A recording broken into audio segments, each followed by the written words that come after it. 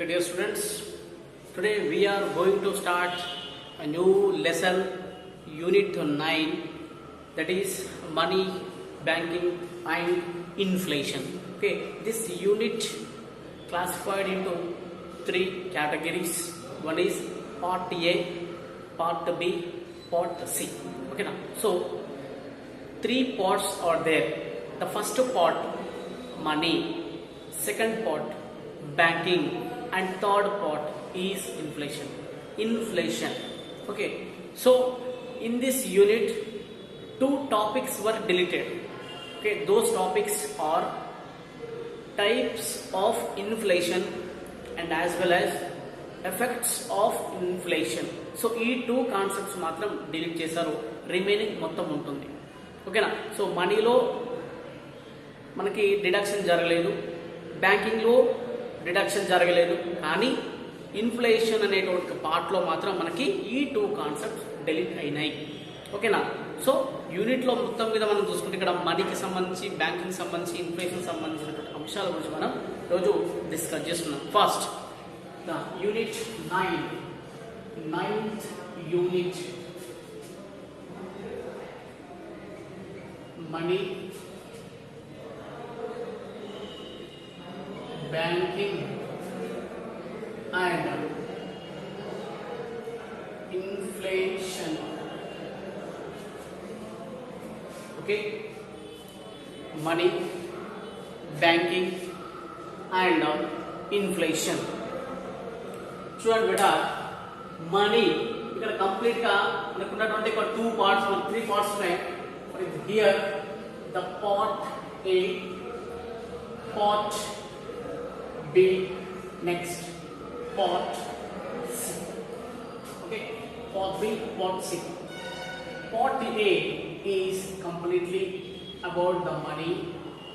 Part B, it's about the banking. Next part C, it's regards in inflation. Okay, so these are the three parts. So inflation నుంచి మనకు ఉన్నటువంటి delete అయినటువంటి concepts. ఓకేనా? Two concept అంటే దీంట్లో నుంచి deleted concepts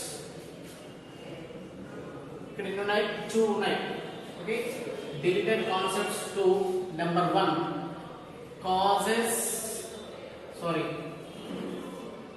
types of inflation. Next second one, effects of inflation. Okay, so types of inflation and effects of inflation. Types of inflation, effects of inflation. Okay, so types of inflation ఏమేమి ఉన్నాయి, అదే విధంగా effects of inflation ఏమున్నాయి next classes కొంచెం చెప్తాం. Just మనకి అవసరం లేదు, అయినప్పటికీ కూడా వీటి గురించి కొంచెం తెలుసుకుందాం, 100% తెలుసుకోవాలి. ఓకే, అయితే కంప్లీట్ గా మనకి ఈ part A remain constant, complete గా మొత్తం టోటల్ ఉంది, పార్ట్ బి టోటల్ ఉంది, కానీ పార్ట్ సి లో మాత్రమే ఓన్లీ 2 టాపిక్స్ వర్ డెలికేట్. సో ఇది దీనికి సంబంధించినటువంటి అంశం. సో దీంట్లో భాగంగా మనం పార్ట్ ఏ స్టార్ట్ చేద్దాం. పార్ట్ ఏ మనకి మనీ, రైట్? అసలు మనీ అంటే ఏంటి, ఈ మనీ అనేటువంటి టర్మ్ ఎట్లా వచ్చింది, దీనికి సంబంధించింది ఏంటి, ఈ మనీ కంటే ముందు మనకి ఏముండే, అసలు గూడ్స్ మనము ఎక్స్చేంజ్ చేసుకోవాలంటే ఎలాంటి మెథడ్ అనేటువంటిది మనకి పాస్ట్ లో మనకి ఇంప్లిమెంటేషన్ ఉండే, దాని గురించి మనం తెలుసుకుందాం. ఓకేనా? So long ago, right, there is no utilization of the money. Just one good is exchanged for another good. ఓకేనా? ఒక గుడ్ కి మరొక గుడ్ ఎక్స్చేంజ్ అయ్యేది. అంటే నాకు కావాల్సింది, చూడండి, నీకు కావాల్సింది నా దగ్గర ఉంది, నీకు కావాల్సింది నా దగ్గర ఉంది, నాకు కావాల్సింది నీ దగ్గర ఉంది, నీకు కావాల్సింది నా దగ్గర ఉంది. అంటే ఏం చేయాలి? పరస్పరం ఇద్దరం ఇచ్చిపుచ్చుకోవడం. ఓకేనా? నాకు అవసరమైన వస్తువు నీ దగ్గర ఉన్నప్పుడు, ఓకే, అదేవిధంగా నీకు అవసరమైన వస్తువు నా దగ్గర ఉన్నప్పుడు, సో వస్తువులను మనం ఇచ్చి పుచ్చుకోవడం ద్వారా, అంటే one good is exchanging for another good. So this method is called as barter system. ఓకేనా? సో ఈ బిఫోర్ ఇంట్రడక్షన్ ఆఫ్ మనీ, ఓకేనా, బిఫోర్ ఇంట్రడక్షన్, బిఫోర్ మనీ ఏముండే అంటే just there is a system that is barter system.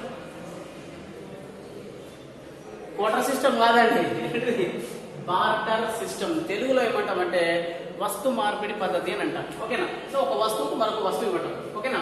ఈ barter system లో one good exchange for another good. Good is exchange for another good అనేటువంటిది exchange ఏది వల్ల అవుతుంది, ఇంకొక గుడ్, గుడ్ టు గుడ్, ఓకేనా. ఈ గుడ్ అయితే మళ్ళీ ఇక్కడ ఇంకొక గుడ్ వస్తుంది, అంటే గుడ్ కి గుడ్ ఇక్కడ ఏమవుతుంది, ఎక్స్చేంజ్ అవుతుంది, ఓకేనా. సో ఇక్కడ ఎక్స్ అనేటువంటి పర్సన్ ఉన్నాడు, వై అనేటువంటి పర్సన్ ఉన్నాడు, ఎక్స్ అండ్ వై అనేటువంటి పర్సన్, రైట్. ఇక్కడ one good is exchanging for another good. చూడండి, ఎక్స్ యొక్క వై యొక్క ఇద్దరు యొక్క విల్లింగ్నెస్ అనేది ఉండాలి, ఓకేనా. ఇద్దరు దాన్ని యాక్సెప్ట్ చేస్తూ ఇక్కడ వీళ్ళు పరస్పరం దీన్ని చేంజ్ చేసుకోవడాన్ని ఈ సిస్టమ్ లో ఏమంటే బార్టర్ సిస్టమ్ అని చెప్తాం, ఓకేనా మేడం. సో ఇది బార్టర్ సిస్టమ్ కి సంబంధించినటువంటి అంశం. అయితే ఈ సిస్టమ్ లో ఎన్నో ఇబ్బందులు ఉన్నాయి. So many problems faced by the barter system, right. దాని యొక్క ఇంప్లిమెంటేషన్ లో మెనీ డిఫికల్టీస్ ఉన్నాయి. ఆ డిఫికల్టీస్ ఏంటివో ఒకసారి మనం చూద్దాం, ఓకేనా. సో ఈ బార్టర్ సిస్టమ్ లో ఉన్నటువంటి డిఫికల్టీస్ ని ఓవర్కమ్ చేయడానికనే మనకి మనీ అనేటువంటిది ఇంట్రడ్యూస్ అయింది, ఓకేనా. మనీ అనేటువంటిది, సో మనీ అనేటువంటిది ఇంట్రడ్యూస్ అయింది కదా, రైట్. ఈ మనీ అనేటువంటి యొక్క term, this money term derived from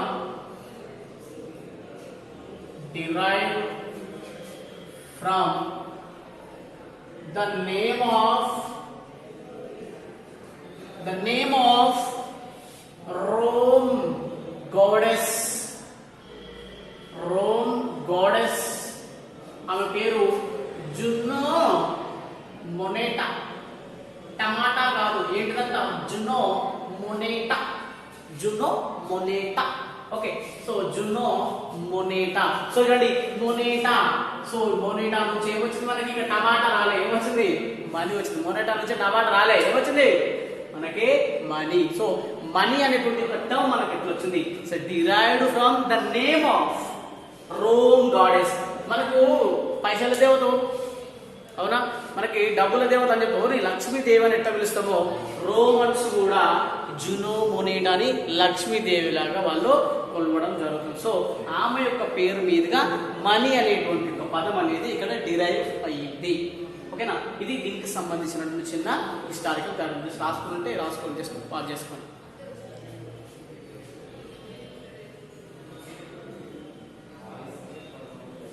next, మరి బార్టర్ సిస్టమ్ దీనికి సంబంధించినటువంటి డిఫికల్టీస్ ఏమున్నాయి, ఓకేనా. సో మనం అనుకున్నాం బార్టర్ సిస్టమ్ అనేటువంటి అన్ని సందర్భాలలో అది ప్రాపర్ గా సక్సెస్ కాదు. మరి ఎందుకు అయితే లేదు, so what are the reasons for the failure of the barter system. So ఆ బార్టర్ సిస్టమ్ కి సంబంధించినటువంటి అంశం గురించి మనం ఈరోజు చర్చ చేసుకున్నాం, ఓకేనా. The concept is difficulties of barter system. So మనం ఉన్నటువంటి టాపిక్ ఇక్కడ పార్ట్ ఏ లో ఉన్నాం. మనం పార్ట్ ఏ లో మనీ అనే కాన్సెప్ట్ లో ఉన్నాం ఫస్ట్ మనం, ఓకేనా. Part A money, okay. ఇందులో మనకు ఉన్నటువంటి concept difficulties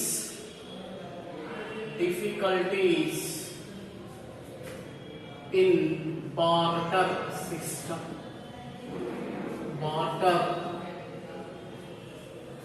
difficulties in barter system. So ఇందులో main thing lack of coincidence of wants. First problem is lack of coincidence of wants.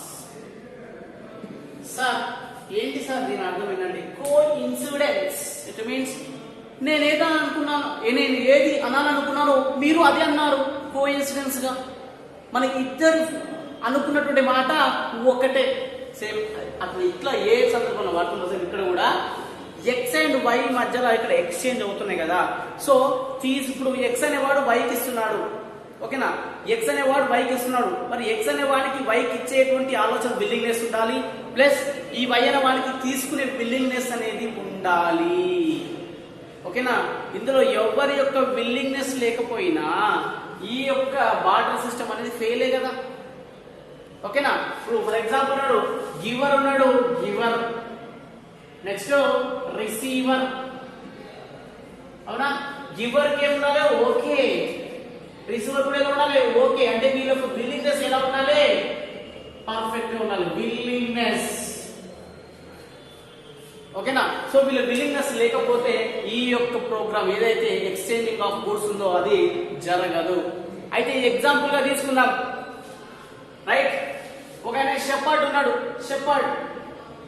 Shepherd అంటే గొర్రెలు కాస్తాయని, ఓకేనా. ఈయన ఏం కాస్తాడు, మేకలు కాస్తాం అనుకుందాం, గోడ్స్, రైట్. మనకి ఈయన గోట్ ఏం చేస్తాడు, ఒక ఆయన దగ్గర రైస్ తీసుకుందాం అనుకున్నాం, ఆయన కోట ఆయన దగ్గర, ఓకేనా.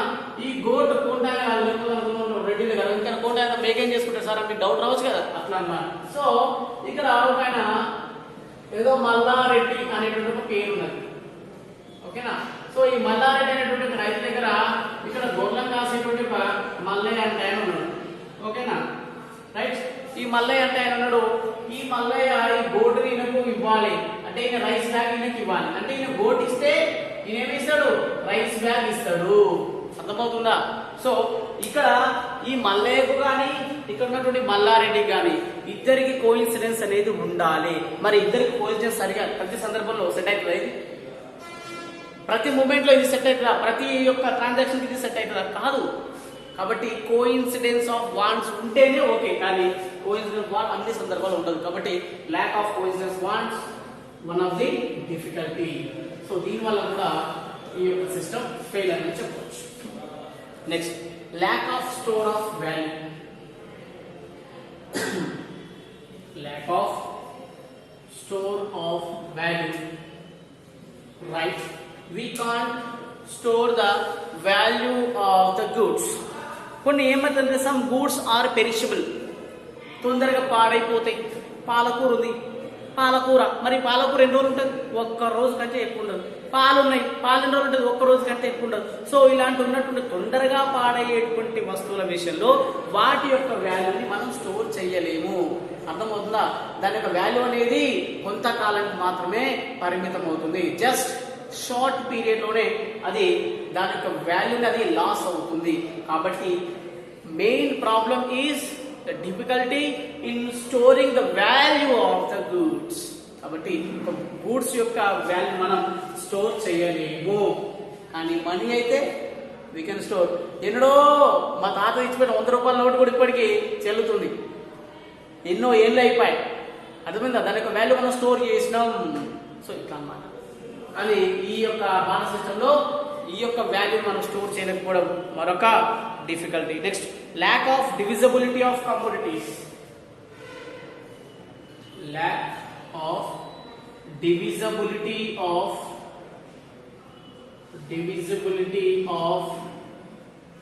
commodities.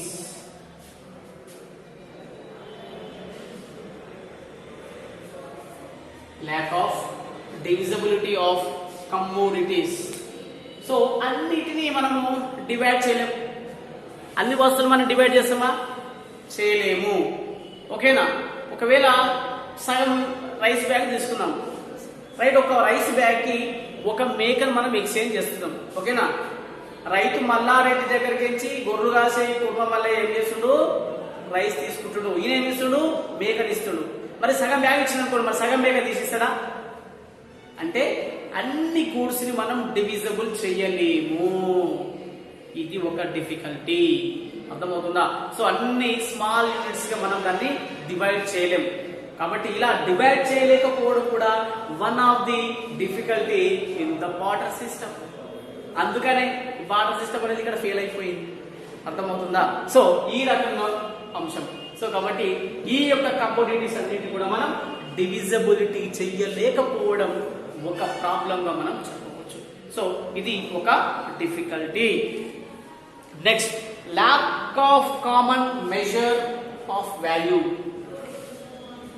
Lack of common measure value. Common measurement of value. Measurement of value.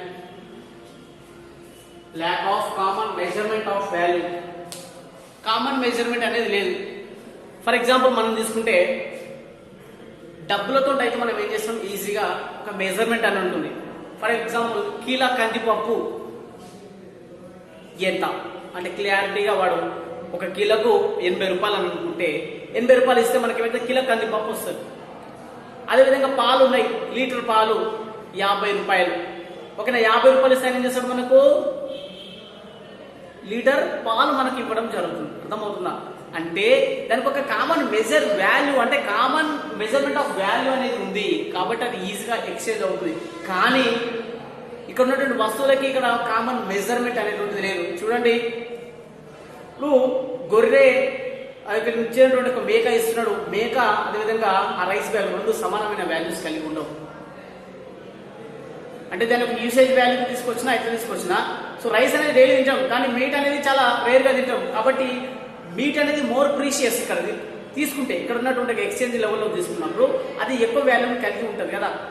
మరి ఎక్కువ వాల్యూని కలిగి ఉన్నప్పుడు మరి ఎవరు లాస్ అయిపోతుంది కదా, ఓన్ లాస్ ఓన్కి లాభం. కాబట్టి ఇక్కడ ఈ కామన్ మెజర్మెంట్ అనేటువంటిది లేకపోవడం ఒక పెద్ద సమస్యగా ఉంది. ఎందుకంటే ప్రతి కమోడిటీకి కమోడిటీ ఇక్కడ ఎక్స్చేంజ్ అనేది కాదు. చూడండి, కిలో ఇనుము తీసుకుందాం, కిలో బంగారం తీసుకుందాం అంటే ఈ సమానం బరువు తీసుకుందాం, రైట్. ఈ చేతులు ఉన్నప్పుడు నేను మోసేంత బరువు ఇక్కడ ఇనుము, అదేవిధంగా ఇక్కడ బంగారం. మరి అట్లా వీలైతుంది అది అంటే ఇంత ఇనుముకు ఇంత బంగారం ఇస్తే కరెక్టేనా? కాదుగా. అంటే దానికి ప్రత్యేకంగా ఒక స్పెసిఫైడ్గా ఒక మెజర్మెంట్ వాల్యూ అనేది లేదు. ఇది ఒక సమస్య. ఓకేనా? సో ఈ సమస్య వల్ల కూడా ఈ యొక్క బాటర్ సిస్టమ్ అనేది ఫెయిల్ అయిపోయింది. Next last one, difficulty in making deferred payments.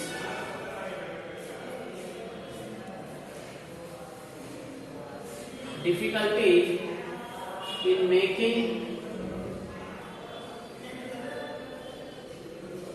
making deferred payments.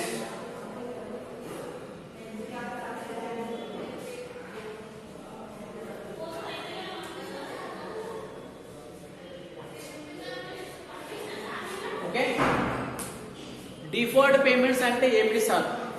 Deferred payments in the sense future payments. Okay, deferred nothing but future. Okay, so deferred payments are in the sense the future payments, right? Future payments ఇంత చెప్పినాను, right. ఇద్దరు ఉన్నారు, ఓకేనా. రైతు మల్లారెడ్డి ఉన్నాడు, ఓకేనా. Farmer ఎవరు? మల్లారెడ్డి ఉన్నాడు, అవునా. రైట్. ఉన్నటువంటి షెఫర్డ్ ఉన్నాడు, రైట్. షెఫర్డ్ ఎవరు? మల్లయ్య ఉన్నాడు, రైట్. అయితే ఈ మల్లారెడ్డి దగ్గర ఏముంది? రైస్ ఉంది, అవునా. మరి ఈ కుటుంబాల దగ్గర ఏమున్నదంటే ఈ దగ్గర ఉంది గోటు ఉంది, మేక, ఓకేనా. ఇది దగ్గర గోటు ఉంది, ఈ దగ్గర రైస్ ఉంది. అయితే ఏం చేశాడు? ఈ రైస్ ఈయన తీసుకొని గోటు ఈయనకి ఇస్తాడు, ఓకేనా. అంటే ఫ్యూచర్ పేమెంట్ ఏంటంటే సరే ఈ బట్టలు నీకు 3 నెలలు ఇస్తా అంటాడు, 3 నెలల టైం తీసుకుంటాడు, ఓకేనా. మరి 3 నెలల టైం తీసుకుంటాడు, సరే ఈ బట్టలు మరి 3 నెలల తర్వాత ఇస్తా అంటాడు. మరి 3 నెలల తర్వాత ఈ మేక అనేటువంటిది బాగా తిని మంచి కాలం అనుకో, మంచిగా తిని బాగా బలిసిపోతుంది, రైట్. దానిలో ఎక్కువ వెయిట్ అనేది మేక వచ్చేస్తుంది, అవునా. మరి దీనివల్ల ఒకవేళ మేక యొక్క వాల్యూ పెరిగితే ఎవరు లాస్ అవుతాడు? ఇక్కడ ఉన్నటువంటి యొక్క ఈ మల్లయ్య లాస్ అవుతాడు. ఒకవేళ మేక బాగా అనారోగ్యం సుస్థి చేసింది, రైట్. ఫుల్ ఇల్నెస్ అయిపోయింది, మొత్తం లేవలేపుట్ అయిపోయింది, మొత్తం జలుబురు అయిపోయింది, ఓకేనా. మరి అలాంటప్పుడు ఎవడు లాస్ అవుతాడు? మల్లారెడ్డి లాస్ అవుతాడు. అర్థమవుతుందా? సో ఫ్యూచర్ లో ఒక గూడి యొక్క వాల్యూ పెరగొచ్చు లేదా తగ్గొచ్చు, ఓకేనా. కాన్స్టెంట్ గా ఒకే ధర అనేది ఉండదు. కాబట్టి ఎవడో ఒకడు నష్టపోతుండు, ఎవడో ఒకడు లాభపడుతున్నాడు. అంటే ఇద్దరికి సరైనటువంటి విధంగా ప్రాఫిటబుల్ గా ఈ యొక్క ప్రాసెస్ అనేది లేదు. కాబట్టి ఇది కూడా one of the difficulty. So these are the difficulties in barter system. First one, lack of coincidence of funds, lack of store of value, lack of divisibility of commodities, next lack of common measurement of value, and difficulty in making deferred payments. Okay, these are the 5 difficulties that were mentioned in this lesson. So ఇవి మనకు ఉన్నటువంటి very very important for 5 marks.